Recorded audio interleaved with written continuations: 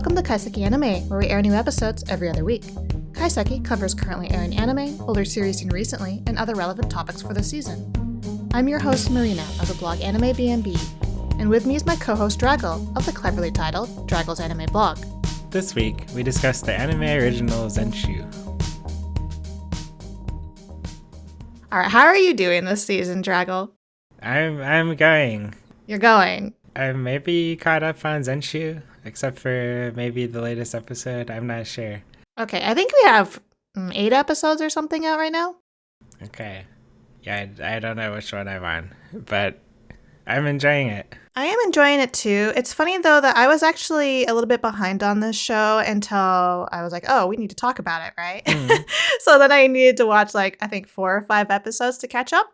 And I find that interesting because it's not like I don't like this show. It's quite the opposite. I love Zenshu. I think it's doing amazing things. It's visually impactful. It's gorgeous, right? I actually think that the events of each episode are interesting, but it's not like the type of story that calls me back to it where I must watch it the instant it drops, if that makes sense. No, it's not a page turner. It's more of it's not a plot-driven show. Story, right? Yeah. Yeah. I also haven't been all caught up, but for me, that means I like it, right? Because you tend to save your favorites for the end. I saved the best for last, yeah.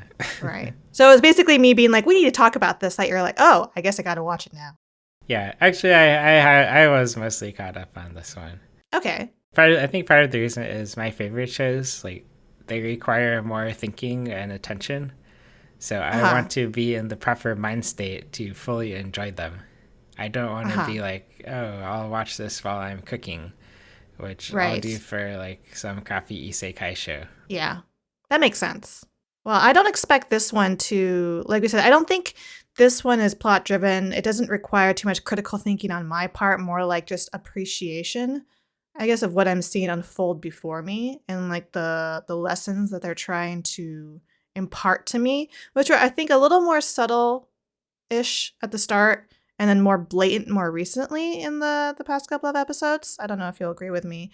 And this show is only expected to be about 12 episodes, so it will be wrapping up within a few. And it's an anime original. We don't have any source material to fall back on. Mappa, gorgeous. And I think it's interesting that there are 2 people cited as the original creators of this, and they're both women. And I feel like that is perfect for our main character, right? I think one of them is the script writer, the other one is the director. And I feel like their influence obviously is what makes this show so amazing. Just her character, her point of view, her experiences. You think it's a bit autobiographical? Yeah, I do. What do you think? I would have assumed the same, although I have nothing to base this on except my gut. Yeah, same, right? I'm like, okay, these are women. Obviously, there's a connection here, right? Because, this is a woman. And the main character, Natsuko Hirose, she's the superwoman, or as she calls herself, the virtuoso. Right. It's very funny when she calls herself that. She calls herself that, and I like how they're like, what do you want to be when you grow up? And she's like, I want to be a virtuoso. And the guy's like, oh, I didn't know that was a choice. But, yeah, no, it's just funny seeing just how controlling she is in every aspect of the production, right? And that's where I really felt authentic. Mm-hmm. It's maybe these people who are writing this script, who are working on the show, this is something they all struggle with. Maybe, although they're very critical of how controlling she is. So. Well, yeah, that's why I said this is a lesson that maybe you just have to go through. Right. For you to realize that, yes, you can be insanely skilled, right? And your work ethic can really show in your work, and people will cite you as this quote unquote virtuoso. But you should never forget that you can't do it all by yourself, right? Yeah. It's impossible to do it all by yourself. Exactly. So they've learned their lesson and sharing it with everyone. Yeah. And I think that lesson that was there at the very beginning, right? With the signs of her when she's still in her real life. That's how and she she's died. Sort of refusing help. Yeah. Died from working too hard. Well, no. She died from wrong food. Oh, yeah, you're right. But she died. Right? She ate those She died as oysters. She was working too hard. Yeah. It was not even implying. It was just like blatantly showing her taking over other people's work because it wasn't good enough. Yeah. Refusing their assistance. And obviously, yeah, I guess she worked too hard because she didn't even pay attention to the food she was eating. Exactly. So, yeah. And then that story just keeps replaying itself through each episode because now she's in this new world, this tale of perishing world. And she's part of the 9 soldiers party. But what is she doing? What she's always done. She's just taking over everything, right? Yeah. But fortunately, she's starting to learn her lesson, I think. Oh, definitely. Especially like with the more recent episodes. That's why I think that it's been more blatant about it. I don't think it was too subtle from the start, but no. I know what you mean. And because she's getting directly called out.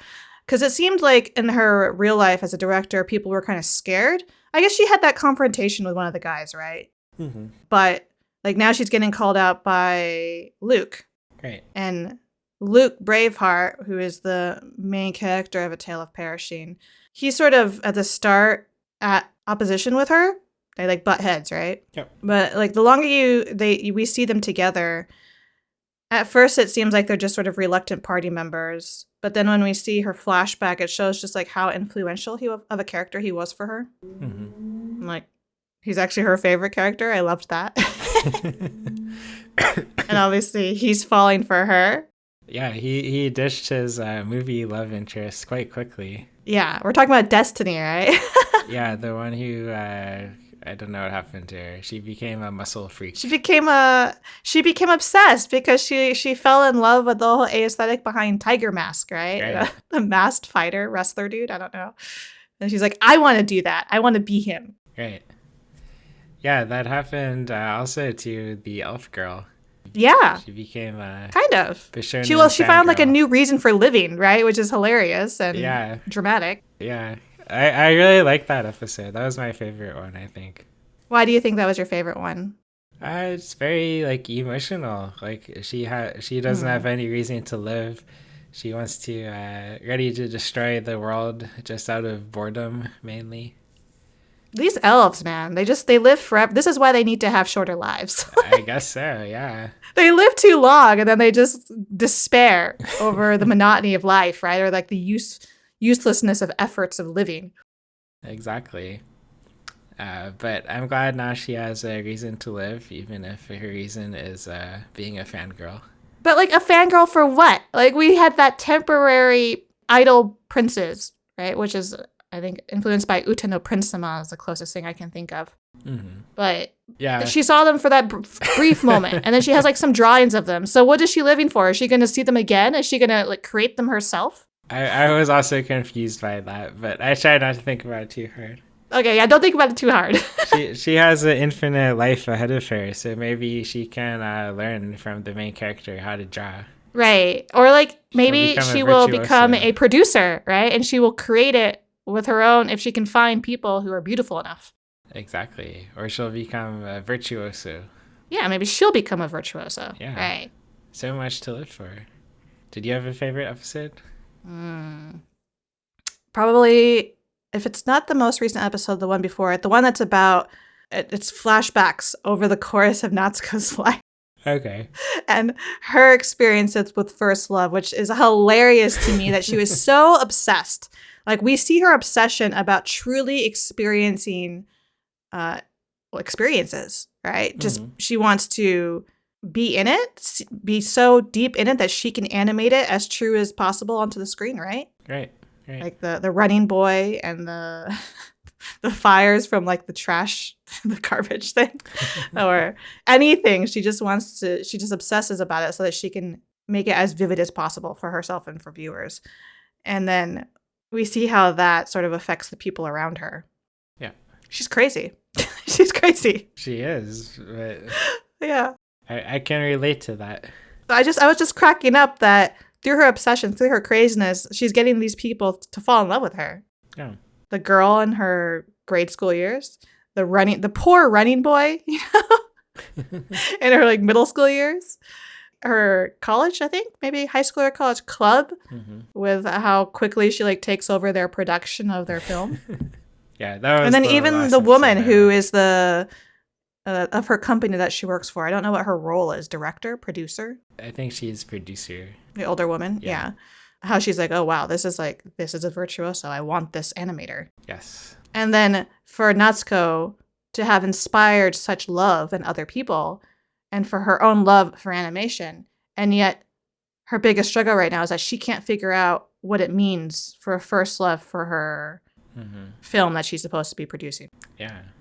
Well, it seems like her first love was Luke Braveheart, maybe. Now she's returning. Right? Like, because she's realizing, and she can't tell him this, but she's realizing that, like, he's her favorite character. He always was her favorite character. And she's having a really hard time putting two and two together, right? The 2D versus the 3D version of him. Yeah. It's kind of weird that he's her favorite character, too, because he's like the most boring so far. You think so? I think so. You don't? I just find him comical, just how gone for her he is. That's true. But, like, in the original movie, when she wasn't there, maybe he was the same way for Destiny. I guess we saw a little bit of when he was in love with Destiny. I don't know if we ever saw him in love with Destiny. I think that he might have had a crush with her at the start, but, like, that experience and Natsuko's meddling totally rerouted that. Yeah, it's clearly been rerouted now. That's like true. There was a path there, and then it totally veered off in a different direction. So I don't think we truly saw him be sappy in love with Destiny, except in, the films or whatever. Great. The one character I hate is the unicorn. Unio. Unio, yeah. See, even his name is lame. Well, it's like a mashup of shortening of unicorn, right? Is what I see it as. Exactly. It's lame. But he's supposed to be the favorite character of the entire cast, and children love him. What is wrong with the children? Children, think about this. Have you seen Frozen? Yes. People love Olaf, that stupid snowman, and I hate him. But he's the most popular character for children. There's a snowman? The little snowman that comes to life. Wait, I have to look this up. You don't remember Olaf? He's got the carrot nose. He's the tiny little mascot character that runs around with him. He's the main sort of sidekick character in Frozen. And he's annoying. But he's a favorite character for lots of kids. More so than, I think it vies with Elsa probably, but more than the other side characters. So there's something about these cute mascot-y, these designs, right? It's a simple but endearing design. This small unicorn with his big horn. Right. And then very outspoken. Kids are loud. Kids are outspoken. They gravitate towards that. People love those minions too. Yeah, right? And I hate minions. Yeah, I hate them too. I don't understand their popularity. Even they're really popular even outside of America. Yeah, I don't get it. Yeah. I think they're more popular outside of America. So Unio, right? Yeah. It makes sense to me that he is as big-headed as he is. Yeah. He knows he's popular. I'm half expecting he's gonna get an episode where it turns out he has some dark history too. No, because he was supposed to die, right? That was supposed to be his darkness. Is that he is considered Luke's best friend and family, right? And when he dies, he sends Luke down this very dark mental path. Okay. The elf was supposed to die too before her dark her despair got revealed. That's right. All these characters were supposed to die, and Natsuko is fucking that up, which is why we have the more recent revelation of the original director, right, of Tale of Perishing, that weird... Wait, have you seen that yet? No, I haven't seen this yet. Okay, so there's a consequence for her continuing to change what is supposed to happen. Yeah, she's gonna go back to the girl world, and her favorite movie is gonna suck. It's gonna be popular now. You think that's gonna be what happens? That's my theory, which I'm sure will be proven wrong in the next episode. I think that would be funny though. Now it'll be a really popular movie, but Natsuko is gonna hate it. Yeah, I don't want to spoil it for you a little bit because she has this talk, a discussion sort of about what the consequences of her being here and changing this entire storyline as she is. Right. Okay, don't spoil it. I'll look forward to what happens. Okay. So is Luke your favorite character? No. Who's your favorite? Natsuko, obviously. She's obnoxiously annoying, just watching the way that she's completely oblivious to her surroundings. But that's also another lesson, is her being more cognizant of the people around her. Mm-hmm. I think that's again part of the lesson of her realizing that she's not doing things by herself, that she does have a support team and she can ask and rely on other people. Right. I love her design. Like, she's like a hair monster at the start. I've been disappointed and it keeps coming back. We see her face a lot more now. Yeah, we do. The hair monster does make a return, but it's nowhere near where it was at the beginning. Okay. But you haven't seen the end of it. I think it's a full portrayal of the way that she's feeling, I think. Right. So wouldn't it be better, Drago, for her to heal and get better, and then for the hair monster to go away? I'll have to think about that. I'm not sure. I do. You just want her to despair all the time, to feel alone all the time behind her curtain of hair. Yeah. My favorite character is the elf, but I liked her better when she was miserable. Well, then why did you like the Bishonen arc? Because like that's showing her fangirl side. That's true.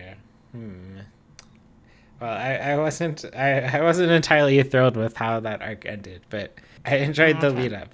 Yeah, I also really like Justice, if you remember the dragon. Yes, I think so. Yeah, there's like this dragon drunkard. Oh, yeah, who, yeah. Yeah, used to be part of 9 Soldiers, and then because of an incident where he lost part of his wing, but then he didn't want to tell anyone about it, he just sort of bailed on them without explanation and then became sort of this known drunkard. I like him, and I like his backstory, and I like the jealousy that Luke has when he sees Justice together with Natsuko and he doesn't get what's happening. I thought Justice was a she. Is Justice a he? I think so. Oh, okay. Because he's got all those. I mean, I'm pretty sure he is. And then he has he's sort of considered not only a drunkard but a bit of a player because he has all those women that are hanging off of him. And then when Luke sees Natsuko with him, obviously he jumps to conclusions, thinking that there's something there too. Yeah, I don't see that happening, Luke. What? Natsuko getting together with the dragon. Yeah, well, why not? Why don't you see that happening, Drago? I just don't see it happening on either side. I feel like Justice is more of a wiser character and maybe would understand Natsuko better than Luke. Like you said, Luke is very simple, right? Yeah, that's true. But Natsuko is also very simple in a lot of ways. Yeah. All about drawing. And honestly, I feel like Luke, while he may seem simple, while he may seem boring, I feel like the kind of caring character that he is, the way that he is so openly affectionate for Natsuko is kind of exactly what she needs. Yeah, I agree. Much better match. If she can just see him as a person, which I know is hard, right? Because she's never seen him as a real person. Especially because maybe it's unclear if he is a real person. Yeah. Oh, there's that scene in the hot springs, right, where she sees all his scars and realizes I'm in this world now. This is my new reality. I can't just keep pretending this isn't real because people are dying, people get hurt. Right. But there's also the possibility that this is all a dream and she'll return to her previous world. Exactly. I feel like she will. It is the tale of perishing, so. Yeah, but no one's perishing anymore. I know. But that could still change. You think that it could because, again, see, I don't want to spoil for what's happened in the most recent episodes, other than to say, have you seen the more recent voids and how they've evolved? Don't think so. Okay. But eventually all tales are tales of perishing. They always come to an end. It's just redefining what that means, right? Well, eventually everyone will die too. That too. How dark. Of course you like that elf, man. I love the elf, yeah. If only she hadn't given up on her dream of destroying the world. Yeah. Bringing us all to the appropriate end that we deserve. Exactly. So is there anything else playing this season that you have been enjoying, that you've been watching? Apothecary Diaries. Always. Forever and always I'll like Apothecary Diaries. Yes. And I'm looking forward to the My Go sequel, whose name I'm forgetting. But I know what you're talking about. I haven't watched it yet. Oh, okay. I was going to ask if you have yet, we talked about it at the start, and then you didn't even know about it, but did you go and watch Sakamoto Days yet? Oh, no, I forgot all about it. Is it good? still? Yes, I think it's fantastic. Like, Okay. I know that it's not going to be, it doesn't have like the hype of, say, some of the other shows that people have been waiting forever to become anime, which I think is a shame because I think it's quite solid. It's quite funny. And I don't get tired of the jokes that are being like shown every episode. Thank you for reminding me. I'm going to go watch that right after this. Okay, because it does give me sort of vibes of like Spy Family. And did you watch Way of the House Husband? I think I watched like only the first episode, but I didn't keep going. Okay, it's got some of the vibes of that, right? Of like this former badass, still badass, but then he's like chosen the life of peace, right? And like how those worlds don't really want to agree with each other. Right. Okay, Sakamoto Days. I'm going to watch it. Medalist has also been amazing, but you will never watch that. So No, you know me too well. It's actually been very solid. I'm very much enjoying it.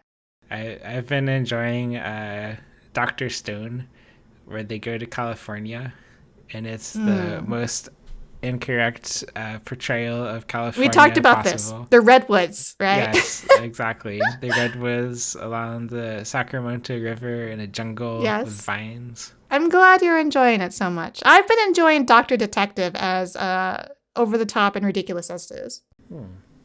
And of course, from bureaucrat to villainous, Dad's been reincarnated. That one's also just like solid. It's always good. Yes. So some good anime this season, although I'm watching much less than usual, which is a good thing for me. What is happening there? Ooh. Some fire trucks going by. We need another firefighter anime. Yeah, a better one than Fire Force? Is that no, the one with the girl who's naked all the time? Fire Force? Well, that was Fire Force? Okay, yes. Yeah. Because wasn't there was some like serious firefighter show too. I forget what that was called. Yeah, I know what you're talking about, and I tried to watch it, and I was like, this is boring. Give me the crazy, everyone's combusting, right? Self-combusting. I can do without the naked girl. I don't need her. But it is Fire Force is what you're talking about. Okay, yeah, Fire Force. I'm also enjoying Red Ranger becomes isekai'd. So it looks like we have quite a bit of anime that we can talk about before the end of the season, of which, you know, again, we're at like week 8 now, so we've only got a handful left before the end of the season. Okay, so one more episode, and then our season wrap-up, most likely. Perhaps one or two.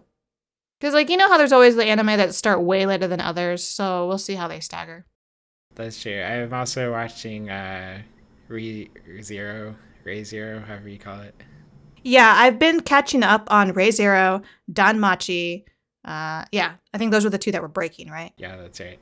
And I have been enjoying them more. Re:Zero less than Danmachi, but I am still watching it. Yeah, same with me. Tune in again to Kaiseki Anime Podcast 2 weeks from now. Please feel free to send us questions or comments on Blue Sky with hashtag Kaiseki Anime Podcast or on our individual accounts at Draggle and at MarinaBNB. Listen to and review us on Spotify, YouTube, and Apple Podcasts so we can continue to grow and improve. Thanks for listening. See you next time.